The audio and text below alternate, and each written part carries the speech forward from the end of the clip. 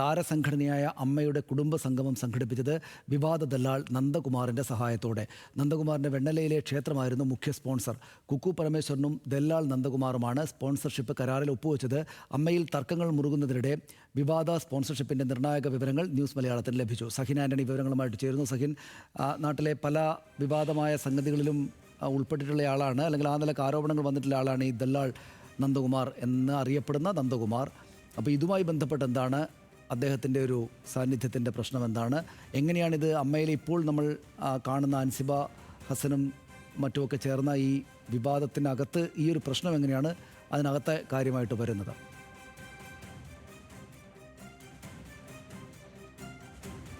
സനീഷ്, കുടുംബമേളയെ തുടർന്നാണ് ഈ പ്രശ്നങ്ങളുടെ എല്ലാം തുടക്കം. അത് സാമ്പത്തിക തട്ടിപ്പ് ഇതിൻ്റെ പേരിൽ നടന്നിട്ടുണ്ട് എന്നുള്ള ഒരു ആരോപണത്തെ തുടർന്നായിരുന്നു പിന്നീട് ഈ പ്രശ്നങ്ങളിലേക്ക് കാര്യങ്ങൾ മാറുന്നത്. ടിനി ടോം അൻഷിബയോടെല്ലാം മോശമായി സംസാരിക്കുന്നതും അൻഷിബ അത് സംബന്ധിച്ച് വിവരങ്ങൾ പുറത്തു പറയുന്നതും രാജിവെക്കുന്നതുമെല്ലാം ഈ കുടുംബമേളയെ തുടർന്നായിരുന്നു. എന്തായാലും ഈ കുടുംബമേള സംഘടിപ്പിച്ചത് വിവാദ ദല്ലാൾ നന്ദകുമാർ നൽകിയ സഹായത്തോടെയാണ്, സ്പോൺസർഷിപ്പോടെയാണ് എന്നുള്ള വിവരമാണ് പുറത്തു വരുന്നത്.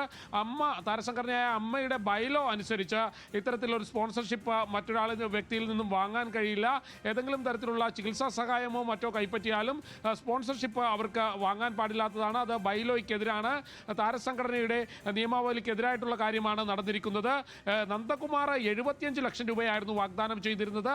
ഇതിൽ 30 ലക്ഷം രൂപ മാത്രമേ നൽകിയിട്ടുള്ളൂ. ഇനിയും 45 ലക്ഷം രൂപ നൽകാനുണ്ട് എന്നുള്ളതാണ് അംഗങ്ങളിൽ നിന്നും നമുക്ക് അറിയാൻ കഴിയുന്നതും. മാത്രമല്ല, ഈ കരാർ ഒപ്പുവെച്ചത് കുക്കു പരമേശ്വരൻ, ജനറൽ സെക്രട്ടറി കുക്കു പരമേശ്വരനും നന്ദകുമാറും തമ്മിലായിരുന്നു കരാർ ഒപ്പുവെച്ചത്. എന്നാൽ ഈ കരാറിന് ചുക്കാൻ പിടിച്ചതാകട്ടെ ശ്വേതാ മേനോനാണ്. അമ്മ താരസംഘടനയുടെ പ്രസിഡന്റായിട്ടുള്ള ശ്വേതാ മേനോനാണ് കരാർ എത്തിക്കുന്നതിനും നന്ദകുമാറുമായി കൂടിക്കാഴ്ച നടത്തുന്നതും എല്ലാം. ഇതിൽ നന്ദകുമാറിനെ ശ്വേതാ മേനോനുമായി അടുപ്പിക്കുന്നത് ശ്വേതാ മേനോന്റെ അടുത്തൊരു വ്യക്തിയാണെന്ന് മനസ്സിലാക്കാൻ കഴിയുന്നുണ്ട്. 75 ലക്ഷം രൂപയായിരുന്നു സ്പോൺസർഷിപ്പ് പറഞ്ഞിരുന്നത്. ഇതിൽ 30 ലക്ഷം രൂപ നന്ദകുമാർ നൽകുകയും ചെയ്തു. നന്ദകുമാറിന്റെ വെണ്ണലയിലുള്ള ക്ഷേത്രമായിരുന്നു ഇതിനെ മുഖ്യ സംഘാടകരായിട്ട് ഉണ്ടായിരുന്നത്. നന്ദകുമാറുമായി നമ്മൾ സംസാരിച്ചപ്പോൾ നന്ദകുമാർ പറയുന്നത് താനൊരു പരസ്യം കൊടുത്തു എന്ന് മാത്രമാണ്. 75 ലക്ഷം രൂപയായിരുന്നു ഇത്തരത്തിൽ പരസ്യം നൽകാൻ തീരുമാനിച്ചത്. എന്തായാലും ഞാൻ നേരത്തെ സൂചിപ്പിച്ചതുപോലെ ഇതിൽ അംഗങ്ങൾക്കിടയിൽ വലിയ അമർശമുണ്ട്. പ്രത്യേകിച്ചും 75 ലക്ഷം രൂപയുടെ സ്പോൺസർഷിപ്പ് വാങ്ങുമ്പോൾ കമ്മിറ്റിയുമായി ഒരു കൂടിയാലോചനകൾ നടത്തേണ്ടതാണ്. എന്നാൽ യാതൊരു വിധത്തിലുള്ള കൂടിയാലോചനയും ഇത് സംബന്ധിച്ച് നടത്തിയിട്ടില്ല. തിരഞ്ഞെടുക്കപ്പെട്ട കമ്മിറ്റിയുണ്ട്, വോട്ട് ചെയ്ത് അംഗങ്ങളാൽ തിരഞ്ഞെടുക്കപ്പെട്ട ഒരു വലിയ കമ്മിറ്റിയുണ്ട്.